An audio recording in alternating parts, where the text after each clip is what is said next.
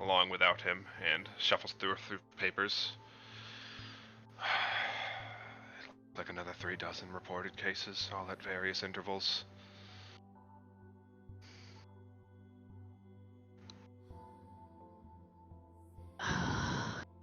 Acres. Right.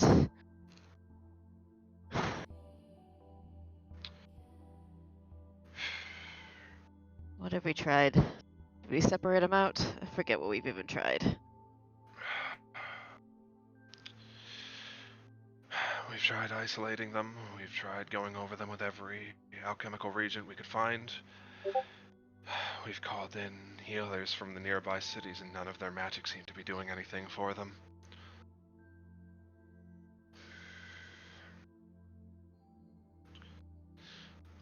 And as you ponder for a moment to see if anything at all could come to mind, suddenly someone bursts into the room.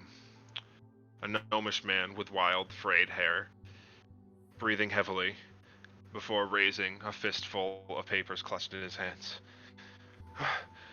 We found something. We found a breakthrough. Give it here, give it here. He gestures for you to come forward as he begins moving over to a nearby corkboard, pinning up the papers haphazardly across the board, shuffling a few of them around to make sure they're in the proper order. I was checking in on Cup to see how they were holding together, and I think they found something by chance. They were checking the air for latent essence to see if there was any unnatural disturbances. And when they went to go adjust one of the astral lenses on the instrument, they noticed a surge of essence leaking from their hand. I checked it over with the rest of my clan. Same thing everywhere. These instruments weren't picking this up a few weeks back. Essence. Oh, okay. Wait a minute. So... I've got no sleep, man. You're gonna have to say that again. Sorry. We deal in the viewing of the various planes from the material. We use astral lenses to peek in the River of Souls. If they're picking something up leaving our body, it's very possible whatever this disease is causing our souls to leak from their mortal shells.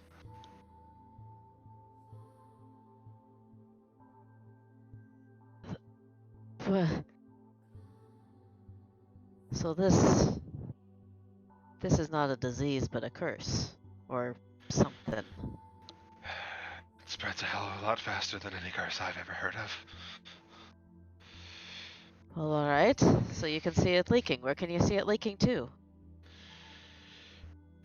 It dissipates into the ether around us. Normally we would expect it to start coalescing towards the River of Souls, but nothing's pulling it there. So it's just floating around. Why have you talked to any of the priests? Why would it not be we gotta, how's it get? It's gotta go there somehow. Gotta bring it back. I was about to swing on to the priests right after this. Anybody here that has these kind of instruments, start looking over everybody if you can with them. I've only checked my clan, but if this is as widespread as I think, at least gives us something to start focusing on. Alright. Well, you lot heard him. Go, check it. I'll go with you. Let's go. So, you follow. And the moments seem like blurs. You're there, but you're not. Almost as if you're watching the next few weeks of your life travel forward in fast motion. You catch glimpses, or at least glimpses stick with you between your sleep deprivation. The priests have no answers. You only have a small shrine to the major three pantheon, and none of them have ever heard of anything like this before, not in their records. The only thing of note you have from there is as people are inspecting other members of their clan, they notice a disturbing pattern in that all of the body parts that have begun to rot away from the disease are leaking more than the others.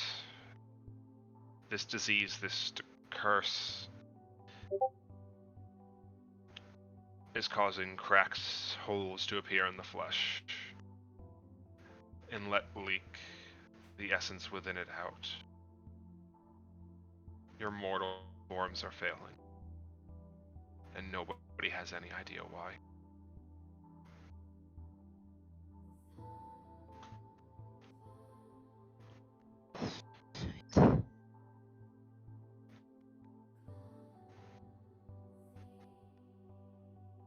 Have we heard from any of the dwarven empires? Anyone else having this problem, or is it just us?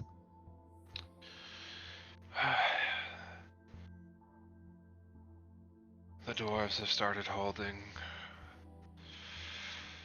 They've all gathered in the capital. We haven't heard word from them since the doors closed for all the crownless kings to discuss. None of the other gnomish cities or halflings or anybody. They're all seeing the disease is there too, but nobody's found any cure.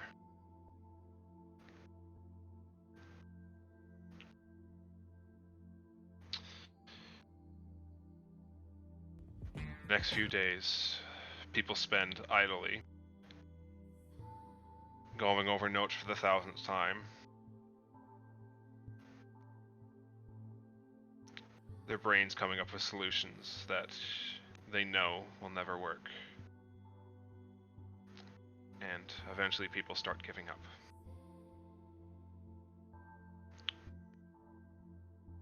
Until one last meeting is held at the council. And as representatives from all of the major clans sit in attendance, a proposition is drafted.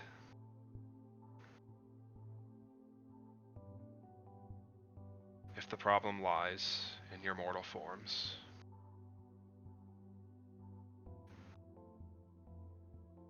perhaps this could be solved by making better ones.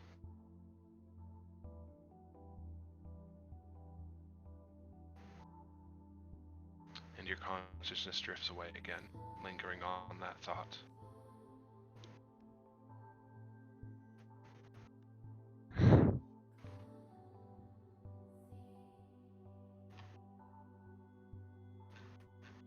Wolf. Hi, how's it Doing? What? Said, how you doing? I'm about to rip my heart out, but Yeah, well, that's just how it goes. Wolf. You're woken by a gust of freezing wind across your face. As you shuffle to move and cover yourself, you've realized that you're constricted on all sides. It's loose, and eventually you're able to worm your hands up and outwards, but otherwise you're warm. Likely due to the crackling fire only a short distance away. As you try to get a bearing on your surroundings, a voice calls out.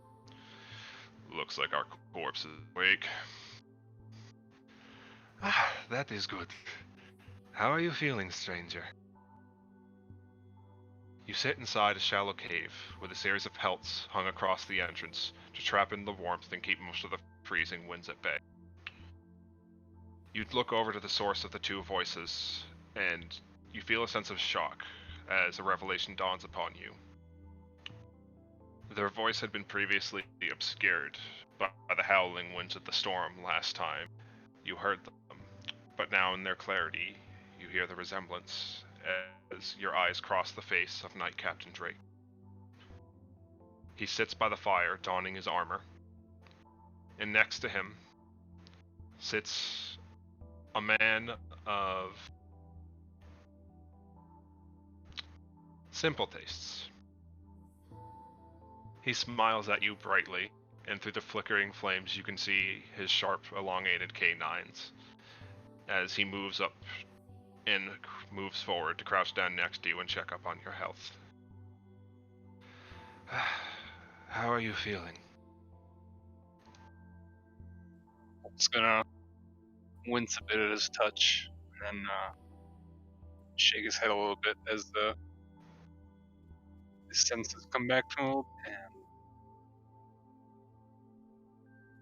he's just gonna look in the man in the face. Just, why do I know your voice? Have we met before? I don't recognize your face. I suppose that would be hard when our only meetings before this you were unconscious, I assume. And around his neck you see a heavy iron collar, similar in design to the one you've seen before around Zara's neck.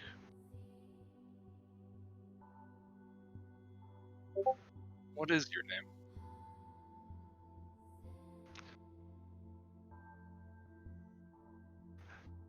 You may call me Stray.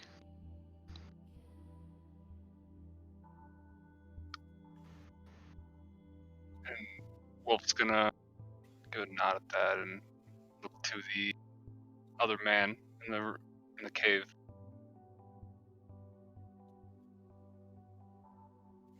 Why are you? What even brings you two together in this cave? Why?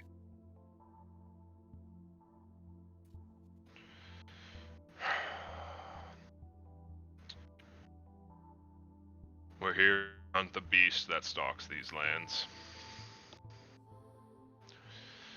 I'd originally planned to come here alone, but...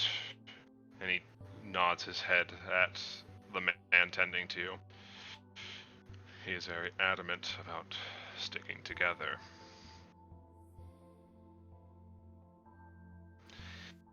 It is best for our safety.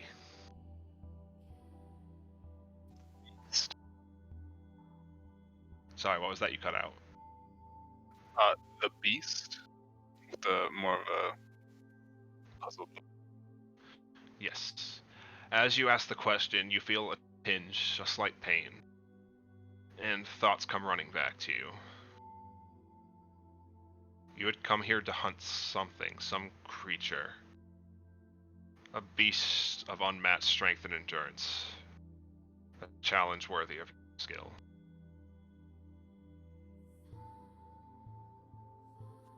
Wolf's gonna shake his head a bit and then look out to more of the exit of the cave / entrance. Have you happened to find any tracks of the beast? We found a few that we were about to follow up on. He was pretty insistent that we get you warmed up before we followed through on them, so hopefully they haven't gone cold. Wolf's gonna stand to his feet. You try to get up, but you realize that your legs are completely numb, and as you try to move forward, there's a long, wrenching pain in your gut. Friend, please, rest yourself for now. If you wish to join us on the hunt, we would be more than happy to help you, but you were nearly frozen when we found you. It is a good idea for you to rest up for the time being. Let us see if we can find it first. And when we get back, we will check on you and see if you are ready to join us on the hunt. We would be more than happy to have a third hand with us. Wolf will give him a nod, accepting defeat. He'll sit back, trying to warm himself, not realizing the state he's actually in. Mm-hmm. Right. Try to keep warm for now. We will be back shortly with hopefully good news and something to fill your stomach.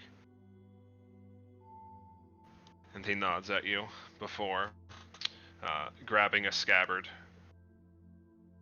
and sling it around his waist as he trods off after Captain Drake with his blades swung over his back. And as you wait by the fire for them to return, along with your strength, your eyelids grow heavy again, and you return to sleep. Mika, I forgot to do something because I decided to change this up slightly. Hi. So we'll do that, and then we'll go back to Wolf, and we'll start handling people normally. Okay. So Mika, you wake again at the same desk, but the room is eerily silent. Looking around you, you see naught but a thin layer of dust coating the room.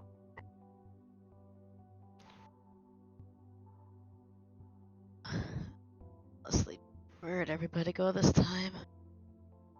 Get up and go looking. Yep. As you look around, you see no signs of anybody else in the building. Most of the other side rooms are open but silent. And as you look around, you notice that the large front doors of the building are slightly cracked ajar. Cornelius? Fuck is everybody? Head toward the doors. Head out. As you pop open the doors onto Cindergate Streets, your vision is obscured slightly. A low cloud of smoke fills the air. In the distance, you can hear the ringing of hammers, and chimneys spew up smoke from several of the districts in the distance. You recognize the scene instantly. This is definitely Cindergate. Through the low smoke, you can see the streets are mostly empty, save for a single individual walking with a casual pace towards the markets. Call out to that person. Head over toward him. As you call out, he stops in place, resting his weight on a cane and turning to look towards you as you approach. About 3/4 of the way around, you notice his head jerk slightly for a second. Not back or forth, but it twists slightly as if caught on something, before you hear a grinding, and the face of an automaton turns to meet you. His body veiled in the garb of an alchemist.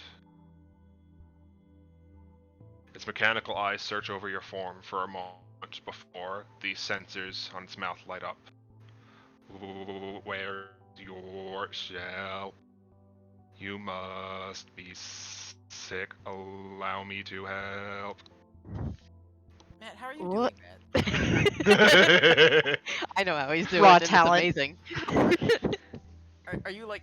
Oh, there it is. Yeah. If you lock your jaw midway through speaking, it's easy to get it to vibrate. I'm With a bit of actually putting practice. 2 fingers on my throat and like. I'm in awe.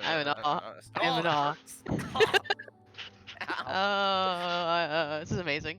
Anyway, Okay. Okay. Shit. I'm back into character for 2 seconds. Damn it. Shell, the fuck you on about? Where is everybody? Kind of leave. Try and keep going down the street. So you turn away from them and start moving away? Yeah. So, as you begin moving down the street, you hear motion from one of the nearby alleys. And after a second, you see something begin to shift out, almost crawling its way across the cobblestone street. Another automaton in shambled guard looks up at you. Where is your shell? You begin hearing it. A reverberation in the air. Fuck. You notice several lights beginning to flicker on in the distance, all around you, watching you from within buildings, from the dead ends of the streets, converging on you, coming for you. Turn As you back. look around for a path, somewhere to head from here, a fiery-haired gnome bursts into view out of the corner of your eye. You recognize them as a Mauve, and reaching her arm out towards you and gesturing you to follow with a hurried expression, she calls out, "Mika, I need you to trust me. Run." Well, fucking do so. Run toward her. Right.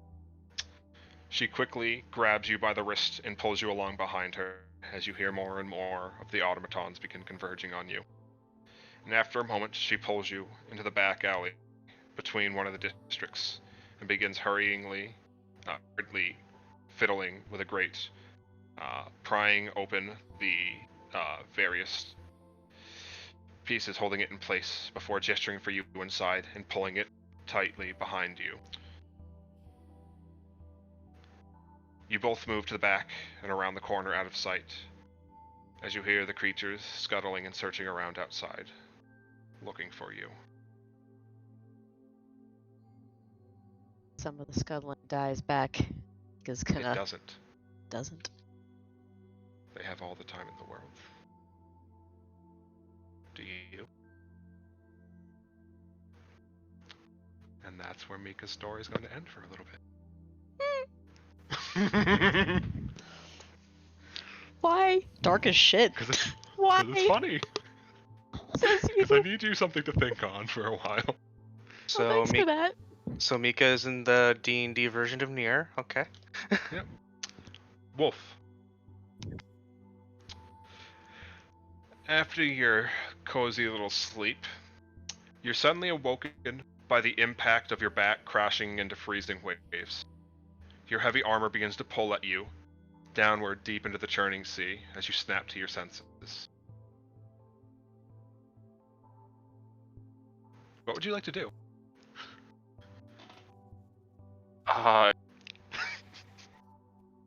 Shit, I didn't know I was in choose your own adventure. Yep. Wolf,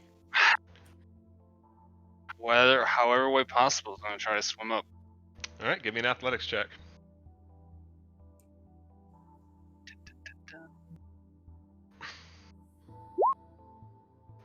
Hell yeah. Alright. It takes you a second to get your bearings, but even in this heavy armor, you use your monstrous strength to pull yourself to the surface.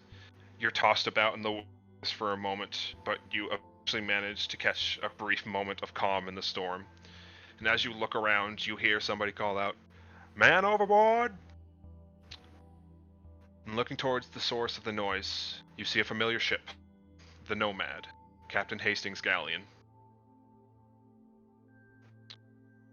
As the ship drifts closer to you, a rope is tossed down over the side, and you see Captain Hastings at the edge calling down to you from over the railing. "You're a hell of a swimmer, lad, but let's see if you can... You're a hell of a swimmer, lad, but let's see if we can get you out of it before the waves drag you back down." Wolf won't argue with that and climbs up. So once you get closer to the top, two of the deckhands and the captain help pull you up over the railing and onto your feet. And as they get you back up and clap you on the shoulders, a ray of light pierces over your shoulder, tearing through the railing behind you. And several other begin raking across the deck or into the surrounding sea. "Alright, lads, we fulfilled our end of the bargain. Loose the sails and let's get some distance between us and these pests." The crewmen aboard the ship let out a resounding roar of agreement and began unfurling the sails, leading the ship deeper into the heavy storms. The bolts of light continued to pierce around you, tearing through sails and sailors indiscriminately. A couple of the men go down, but the ship keeps sailing. After a few moments, a rogue wave crashes into the side of the ship, and for a moment you think yourself about to be tipped completely sideways and tossed to the seas. But as you begin regaining your balance, the captain calls out, "Starboard cannons, open fire!" And you see a volley of shots loose at the crest of the wave through the sea spray. And you think for a moment why he would be firing into the darkness. But in the distance you see two quick bursts of light in quick succession in the distance, and some cheering from the crew. After a few minutes of sailing, the ship begins rocking heavily, and the captain lets out a hearty laugh. "Alright, boys, if they want to chase, let's give them the chase of their lives. Onwards, to the horizons!" and the men let out a cheer. And thus, the race continues. Wolf is gonna quickly search the ship for the other. That is the last thing I will allow you to do.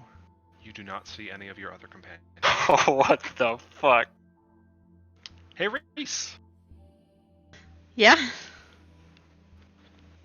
Reese. Your eyes open to a thunderous applause from an audience giving you a standing ovation in a concert hall from a city whose name you can't remember. Your limbs ache from a long performance, but your breathing is calm and steady. Out of the corner of your eye, you see your patron, standing off stage, and as your eyes meet, he nods with an approving grin across his face. Eventually, the next act is called onto the stage, and with a bow, you take your leave, joining the man walking alongside him as he leads you to the backstage. He offers a meaty clap on your shoulder. That was wonderful, dear boy. And it appears the audience loves your work even more than I could have ever hoped. If you keep this up, I imagine I'll be spending my days trying to find more seats for the theaters rather than fill them. I suppose so.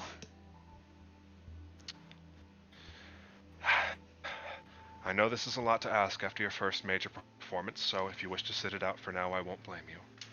But if you have the strength left in you for it, I imagine there'll be quite a few folks eager to meet the first musician of this new age. Yeah. Yeah. I'd like that. With a soft smile, he nods and pats you on the shoulder one more time. Wonderful. Take a few minutes to catch your breath and calm your nerves if you need to. I'll have one of the assistants retrieve you once everything is ready for your appearance. And with a bow, he departs, leaving you to the backstage room where you had previously made your preparations. Heading inside, your clothes and supplies have been tucked away safely for your return, and a full mirror rests tucked into the corner of the room next to a chair.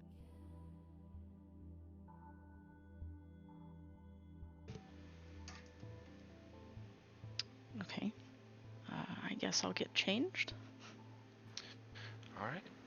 So, slipping out of your performance attire, you slip into a bit more of your comfortable casual clothes to make an appearance with the crowd, making sure to still have a very nice flair on it. You don't want to look shabby for them. But as you're looking in the mirror, adjusting the final bits of your clothes, you turn away to go put the rest of your clothes away, and you notice out of the corner of your eye, the reflection doesn't turn with you.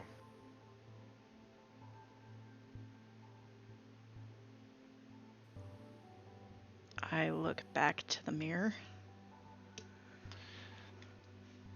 As you look at the mirror, you lock eyes with it for a moment. And as you inch closer to inspect what's going on, his hands arch out suddenly, reaching towards you and through the mirror, wrapping his hands around your throat as its deep blue eyes stare into your soul, letting out a low guttural growl. Let me out. The ground underneath you gives out, and you fall for a moment before landing hard on a rough stone floor, coughing as a cloud of sand is kicked up by the impact. Looking around, you see only the rocky floor around you with sand and light rain down from above, and as you cough and stand to your feet, a pair of giant red eyes open from the darkness. Oh, so the little bird has finally had its wings clipped and falls right into our lap. How so very fitting of my mother to have all of her promises and protections fail when they're needed the most. Opposite to them, a pair of green eyes opens. As fun as it would be to watch you squirm, your death here serves neither of us. It would be so much more amusing to watch you struggle in vain. A warm wash of air flows over you as deep purple eyes open directly in front of you, each of them larger than you are tall. Grow strong for me, little bird.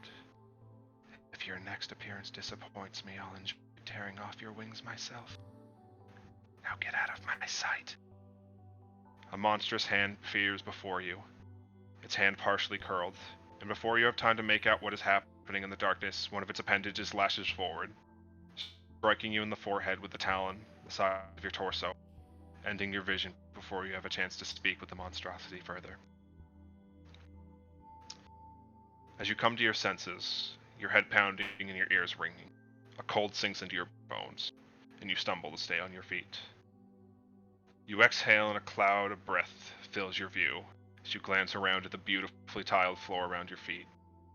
The pathway around you leads forward into a snow-dusted pathway through the woods, seeming to fill you with both a familiarity and a sense of dread. You notice several features around the courtyard you stand in. Beautifully arranged flowers long since wilted, fountains polished by the elements into blinding mirrors, and scattered around haphazardly are a series of statues looking back in the direction from whence you came, all frozen in a stance of awe or dread.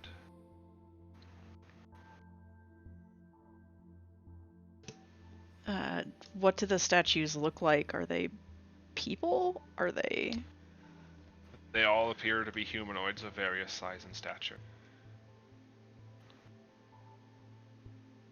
Do they look like statues, or do they look too realistic for that? They don't look like carved statues, only the silhouettes of one. If you had to guess, it looked like almost as if they were suddenly frozen by some torrential wind. Oh. As you ponder that thought for a moment, a shiver shoots down your spine as a shadow is cast over you by a silent figure approaching from behind, calling down to you in a ghostly voice. So this is the fool, so eager to intrude upon my domain.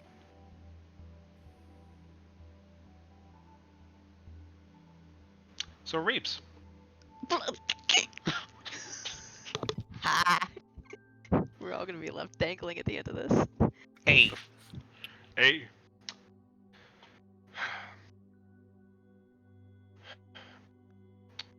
Your arms are weary. Your heart's beating heavy. You're exhausted. You wipe the sweat from your brow and blink your eyes heavily as you focus back on the task of undoing the shackles of the various people bound before you.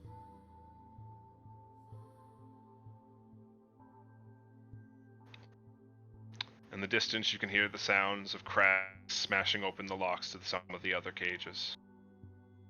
It's a familiar and comforting sound in a dark sense.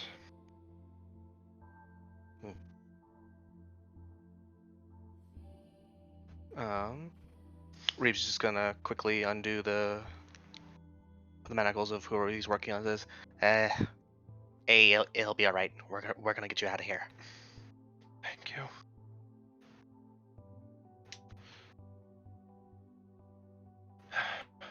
You both move through your work, making sure that all the people there are free of their bindings, but you ask them to wait for a moment while you ensure the rest of the facility is closed down. This is one of the smaller hideouts that you've backseat or two thus far, and as far as you can tell, there should be no more guards. Content with your work, Krax gives you a nod, and you both approach the back rooms. From the layout, you both know that there's no escape tunnels out of here. If he's here, it has to be in this room. As Krax kicks open the door, you both rush inside, scurrying around for any signs of last-minute defenses. But there's nothing. No one. The room is empty. Again. In a fit of rage, Krax grabs one of the nearby tables and hurls it across the room, shattering it into splinters against the wall.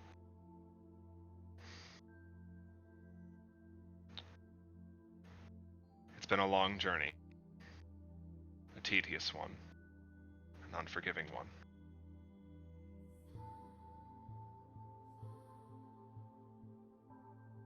Reeves lets out an aggravated sigh, and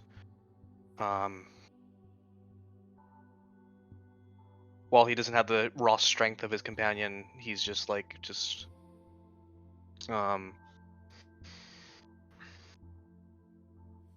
if this has been like the umpteenth time out of however many, so he just kind of just lets out a very tired, resigned sigh. Yes, you get Eh. a tingling in the back of your head as you feel thoughts return to you. It's been months now. It never seemed like you were getting anywhere closer.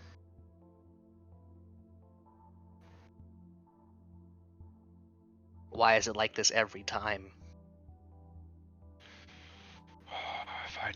If I knew that, I'd have my hands around his neck. Ugh, get in line cracks. Alright. You didn't break bread with the man. You're right. Fine. Let's take a sweep of the place. We don't want to make sure we overlooked anything. If you left any notes, anything, we'll want to find them. Way ahead of you, Then buddy. You move about your work. You find a couple small pieces here or there. Nothing that you can think of that gives you any semblance of where he'll be at this point, but it's another thing to add to the board. For the time being, your focus is to get the others that you rescued back to safety. Find them somewhere where you know that they can build new lives, where they don't have to worry about being taken again. And hope that you're moving forward and not back on the path to tracking down Cedar, wherever he went.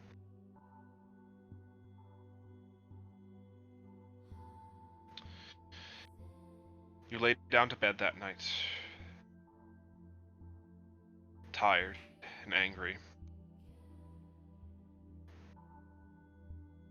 Perhaps you've even given up hope on asking the gods for assistance, but your eyes closed that night. And when they open again, you're awake. Your back aching on a pile of scrap refuse strewn about a dead-end alleyway between ramshackle buildings. It looks like it might be some sort of goblin village, but a name doesn't come to mind. As you stumble to your feet, limbs aching and disoriented, you look around at your belongings. You feel your pack tied against you. Probably not for the better, as you feel all of the various lumps inside of it imprinted on your spine.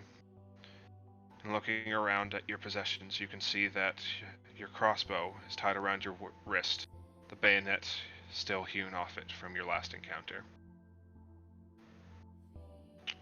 You stumble forward for a step, trying to get some bearing of where you are, some idea of what city you could possibly be in. But as you look up, there's a cloaked figure standing at the end of the alley, stepping towards you cautiously. Reeves will kind of glower at the figure and kind of take a step back. He pats himself down and loads a bolt into his crossbow, and looses free the clan dagger that he has, and says, "Stop right there." Hearing your voice, they pause for a moment, and you see 2 points raised on either side of the hood for a second. Putting their hands up in response to that, they grab the top corners of their hood and pull them back. And you're met by a large goblin smile. It's Lynn. Oh, thank me. I was worried I wouldn't be the one to find you. Lynn, what's happening? Lynn.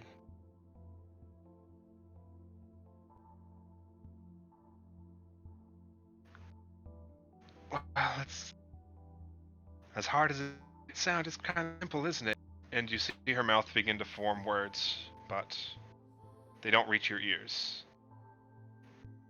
You can't follow her lips with your eyes, and you get dizzy, just trying to comprehend the words she says.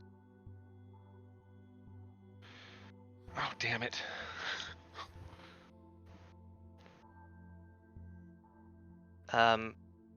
You might want to try that again.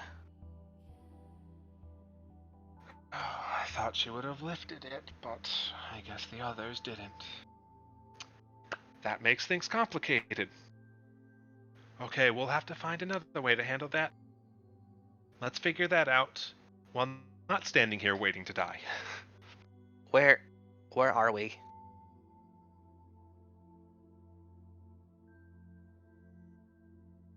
She kind of squints at that for a moment and looks at you quizzically as if she's not even sure you'll hear what she's about to say. My home? Your home. Oh, good, that one worked. Come on, I'll see if I can figure out some way to pass this along. Let me know if you hear anything dragging along behind us. That means we need to run. Do I remember everything that took place? Yep. Before this? Actually.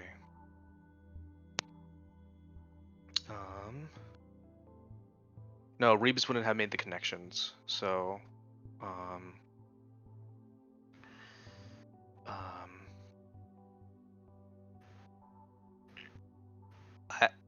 I got your message to Jenny, before everything. That's good at least, hopefully. But she, who were those men? That's part of the hard part to explain, I suppose. Oh, Laird, help me. Wish I could. And you keep walking. Reeves sort of cants his head at those words. Now Reeves can do whatever he wants. His turn's done. I'm just like, I- what? Oh, Like, come- wait a- yeah. That. Oh that my! put those pieces together. When, No. yeah. I thought the same thing, and I'm just like, there's no way. There's yeah. Wait a Oh second. yeah, an old friend of Mother Generous who just kind of hangs out. Oh my goodness! Oh And my also has a god! warning. Hey. I just clicked something. Thank you very much for that. Oh I was no. literally just about, like you said, I'm trying, and I was literally about to tell Fit, like, oh my god, Leard is helping him, and then Yup. you said Oh it, my and I'm like, goodness! Like, Oh my Sephi. goodness! Sephi, if you didn't catch it, when she found you, she said, "Oh, thank me." Oh oh, my thank me. Oh my! Me Oh my clicking. goodness!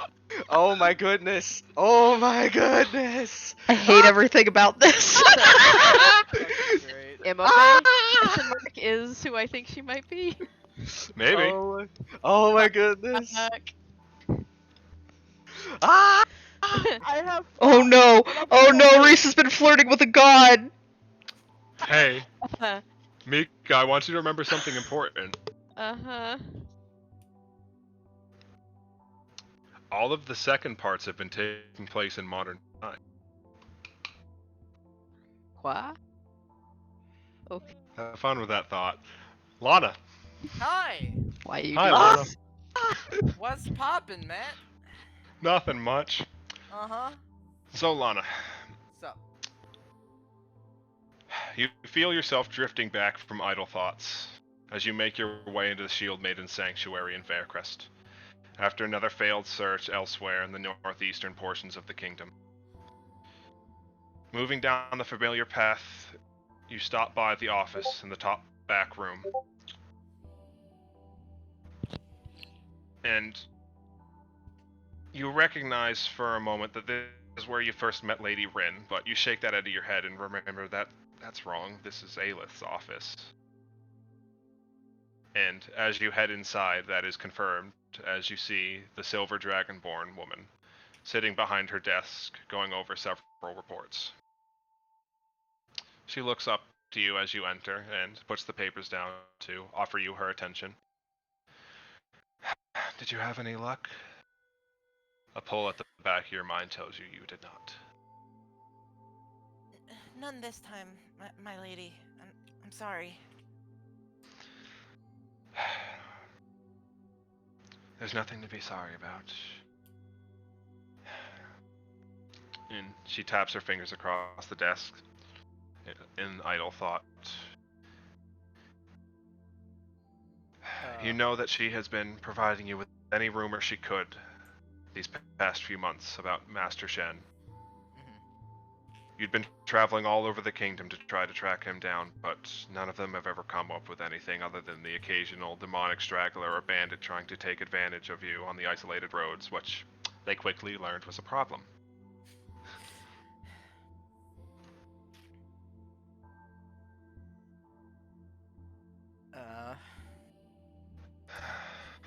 Sorry. I didn't know if you had more. I found. Oh, if you have something, feel free to go ahead. Otherwise, I will. Yeah. Lana just kind of winces a little bit. That and just kind of. He's like. She thinks back. Does she recall that the first time she met Aelith was at the inn? Like, is that sort of the continuity in her brain right now?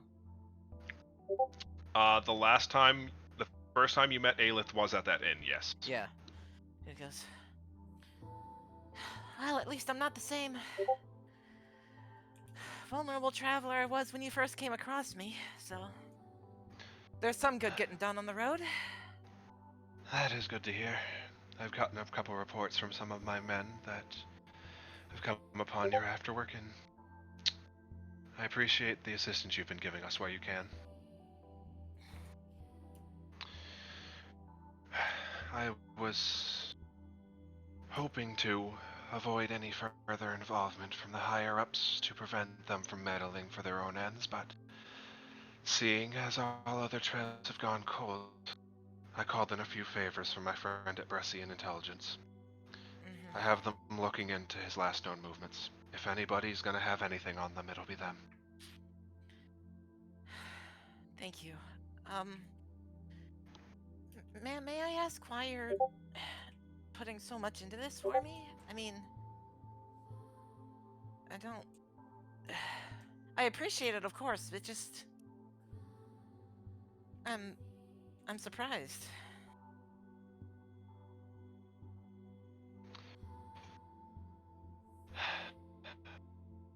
It's difficult to put succinctly, but the easiest way to say it would be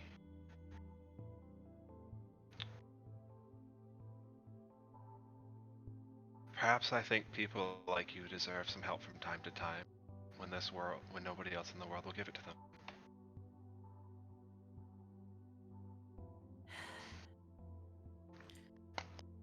Kindness paid forward, that's what we do. Right. But I'm sure you've been on a long journey. Why don't you rest up for now? I'm sure I'll hear something back within the next few days. Lana just gives a nod of acknowledgement to that and gives a, just kind of the regular salute of the order, and then just kind of turns to leave. So, she wasn't wrong. You're exhausted. And eventually you find a place to hold up for the night. Resting your weary limbs, you head to bed, hoping that soon enough maybe you'll finally get answers. You awaken in a huddle in the back of an abandoned home. Its windows boarded up and its contents long since moved or stolen. The only movement in your sight, a door swinging gently with the breeze as a rusted hinge tries desperately to keep it in place.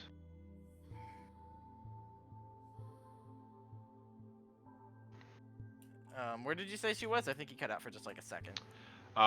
You're huddled up in the back of an abandoned house. Oh, okay.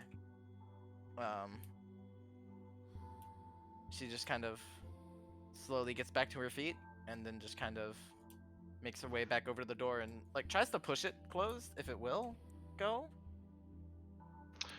You try to push it closed, but you realize that one of the hinge has been shattered, and the locking mechanism no longer fits snugly in place. If you want to try to move it in either direction, it will, but you're not getting that door to stop unless you take it off the hinge. All right, that's what she's gonna do next. Then she's just gonna try to pull the door down, Right. just to stop the slamming. Yep, you can easily remove the door with your strength. And just rest it up wherever. Okay. She will like turn her gaze up to see, like, if there's anything else beyond the door, like, or if it's just kind of troublesome weather. Yep. Outside, you can see it's overcast, but otherwise not terrible weather outside. You look around, and it appears to be some sort of small city. You notice that you're behind large walls that surround the edge of the area, but every building, as far as you can see, bears signs of a recent battle. You try to think of a name, but none comes to mind. You don't recognize this place.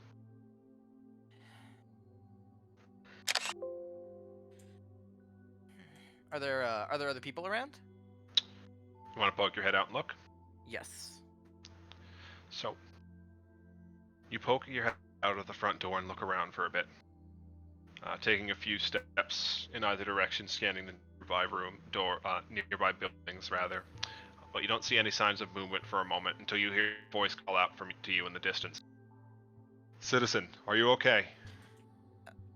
You see a man in Bressian guard attire, a sword sheath at his hip, and a shield bound around his wrist as he slowly approaches you from a hill in the distance.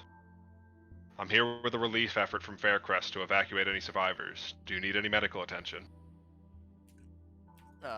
Lana briefly looks herself over to make sure that she doesn't, but she's already kind of shaking her head.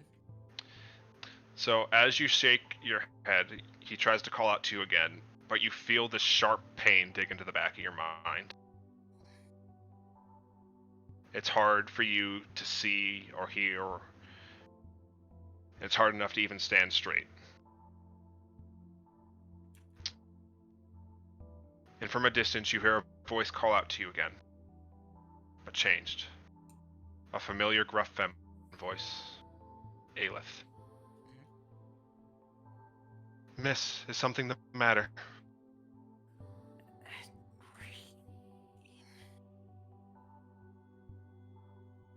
Can she try to diagnose where that pain came from? Like, if it's physical, because it was just like a sharp pain in her mind, right? Yeah. Okay. She just kind of she looks Aelith over and is just kind of like, that's. Does she remember her interaction with the guard, or is it? You remember the guard, but when you try to think back upon them, all you can see is Aelith. Yeah. She just kind of looks over there and says, "That's not right." What's not right?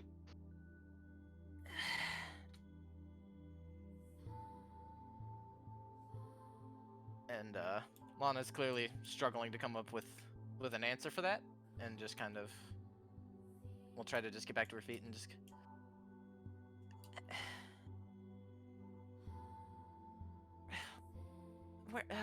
Where are you from?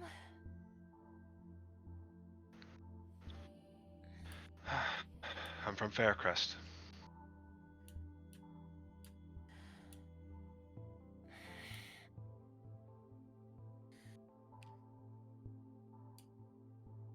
Where are we?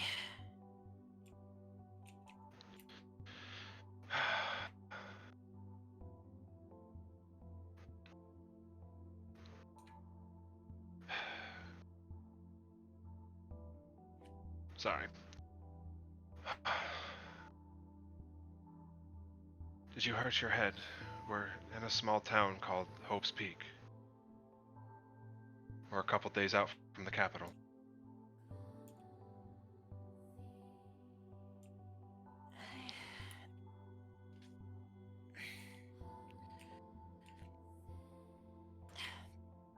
Perhaps I did. I don't know how I got here.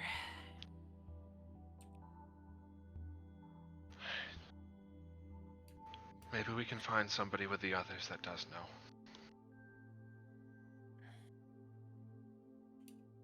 Let's get you somewhere safe. Lana just gives a nod of acknowledgement and just kind of falls behind. Though she does kind of keep looking over the person in front of her and just like, You see Aelith every time. yeah, it's just like this.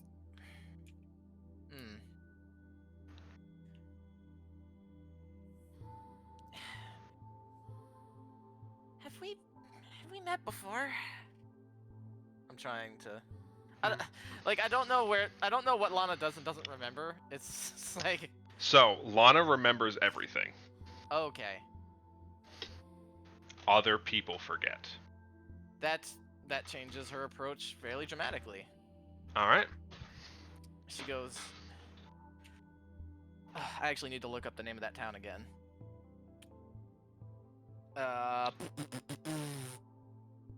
Pulling up Lana's journal. Was it Bulworth? Bulworth. Is that No, it? no. Those are the Bulworth. Cosbury? Yeah. Cosbury? Yes. Yeah. Was it Cosbury or was it? What are you referring to the split mission we went on, or Yeah. Yeah, in the town. Oh, with the sewers in the in the above ground? Yeah. Oh, that was. Oh no, that wasn't Or what was Cosbury. it? That wasn't Ken- Cosbury. Kenton? Was it Kennington, Something with a Kenton. K. Kensington?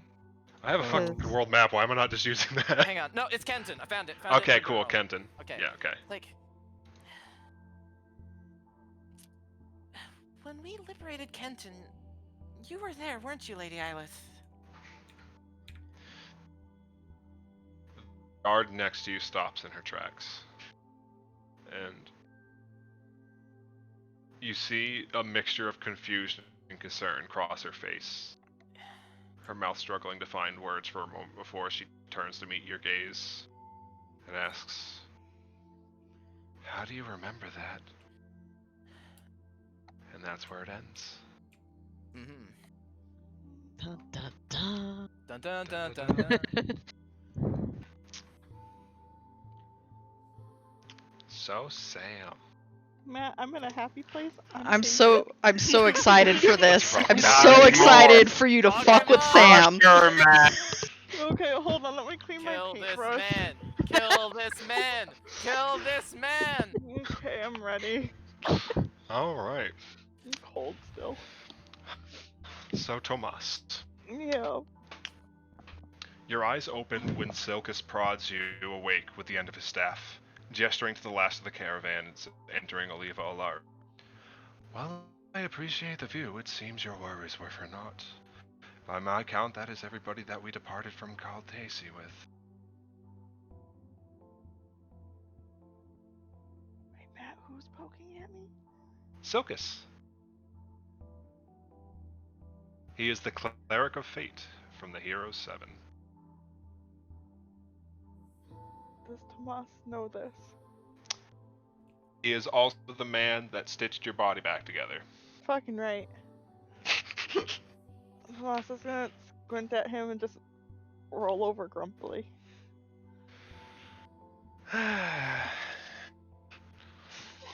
He lets out a heavy sigh. You rest against a tree from an overlook south of the city. To the south of you, the slayer that has been accompanying you tends to his gear a short distance away while his wolf rests idly by his feet. Silkus turns to face you with an inquisitive look. Now that they're all here, what do you plan to do with yourself?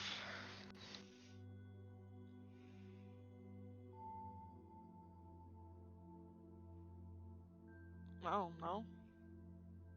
Nothing, probably.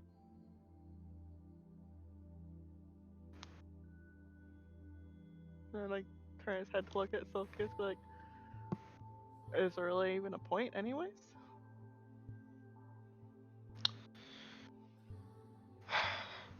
Do you really wish to have a philosophical debate with the Cleric of Fate? I don't really feel like having a philosophical debate with anybody. Well, then I will save us both of that horrible, horrible evening. Yeah, I don't like talking to you anyways. And well, I certainly can't stop you from sitting here until you turn into a tree yourself. I should probably warn you that that would be quite short-lived of a retirement. Fuck do you mean by that? What I mean by that is your thread is in tatters. Uh-huh. The thread that binds your soul to your body is just about falling apart. Far worse than anything that I have ever seen before, mind you, Yeah, sure. What but do I something know? that echoes a sickness that has become increasingly common as of late. I mended your body together, but the best I can do for your thread is hold it together with constant maintenance. And not to heap excess praise upon myself, but unless you know another master of the loom, I don't suspect there are many other people that could keep you from dropping dead within the week. I mean, you could just let it go.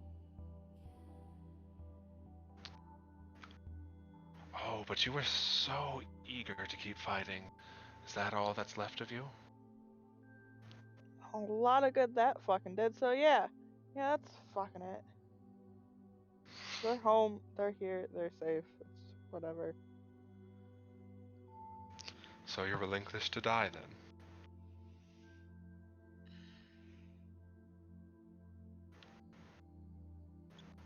Sure. Let's go with that. Oh, how very dramatic of you then. Well, I'm sure our Slayer friend will be quite overjoyed with that. More demons for him and me, I suppose. What do you mean by that?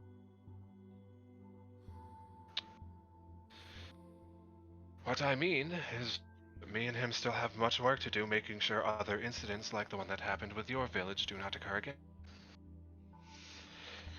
But I suppose you do have a lot of work to do here, finding some way to make flowers bloom within your last week.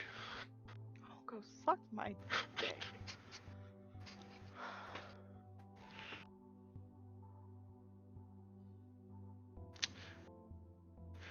The choice is yours, of course, but as loath as our gloomy friend is to admit it, we could use another hand if we're to kill more than but a handful of these monstrosities and stop anything else like this from occurring again. And as you turn to glare at Silkus, you can see that the auburn elf behind him is also turned to glare at him. And you see Silkus physically shudder but refuse to look over his shoulder. What if I don't care about not helping again? What if I just want to make myself feel better by fucking over the shitheads that did this?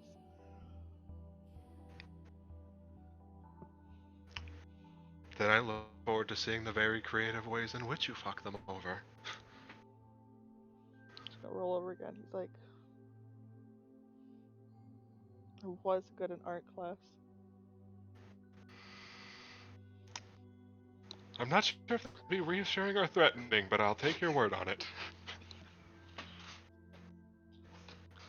If you're so determined to keep my shredded, tattered, shitty piece of trash thread alive, then fine. Let's see what you can do. I'll do what I can. You're fucking weird. You are neither the first, nor will you probably be the last to tell me that. I take great pride in it. Now let's see if we can keep you alive for another week. Whatever. Tomas, eventually you fall back to sleep despite the prodding of the cleric in your company. And when you come to set your senses again, you're standing alone on a forest path. The winds crisp and fresh as they blow through the trees and flood your senses with the smell of spring. You hear a twig snap underfoot nearby and turn your attention in time to lock eyes with a grazing deer before it bolts off in recognition of your presence.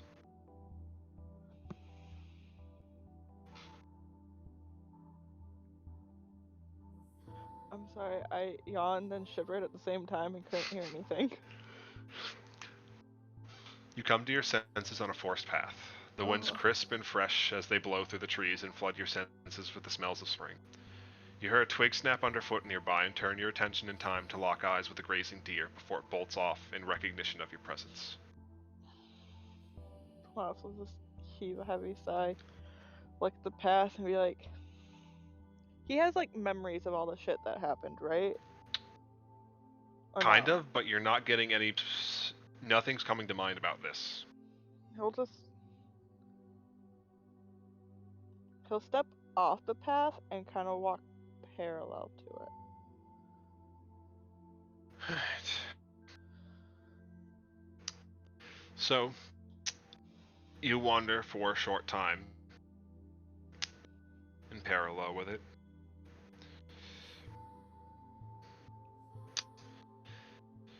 Eventually, as you look around,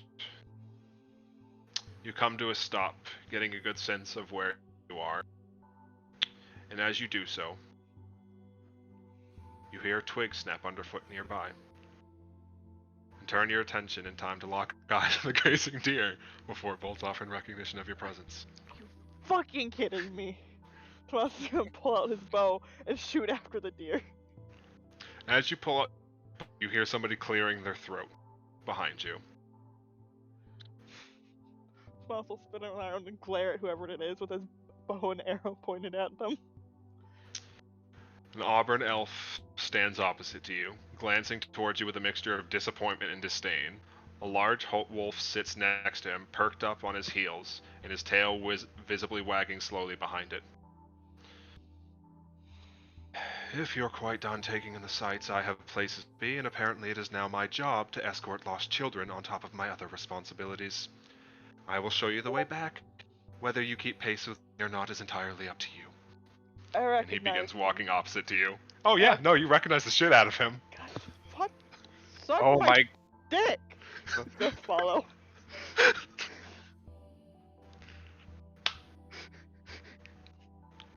And that's where we'll pause for the evening. Guess who's looking over the religion document? Yeah. Yeah, that's what I need to start doing. Oh man, Tomas just told a god to suck his dick. I'm still sitting in terrified limbo. Ain't nobody coming to save you, Reese.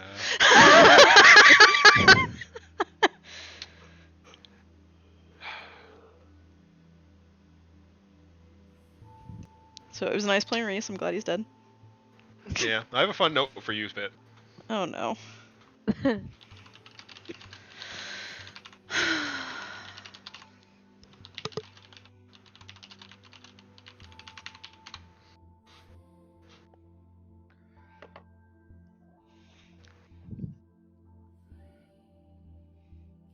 Oh, hey.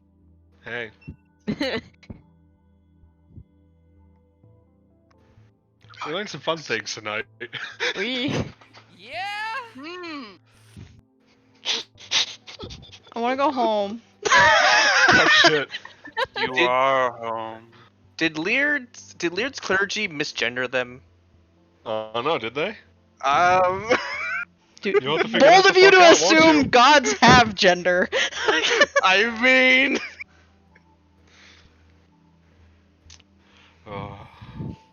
I'm over here quietly going, Reese was flirting with a god, Reese was flirting with a god. He's got good taste. I mean, it's So not- a little perspective on that, Fit. So remember whose guidance you were under? You were all at the protection of Mother Generous. Yes. Who is Brianna in relation to the other gods? the mother. One of the big three. And then just cut to the captain sweating buckets as one of her children is hitting on him.